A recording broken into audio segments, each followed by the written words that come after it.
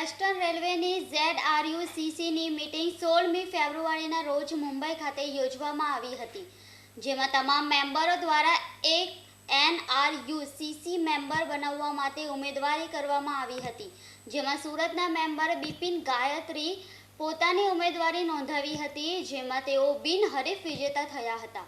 તેઓ NRUCC જીત્યા બાદ સુરત રેલવે સ્ટેશન પર તેમનું ભવ્ય સ્વાગત કરવામાં આવ્યું હતું।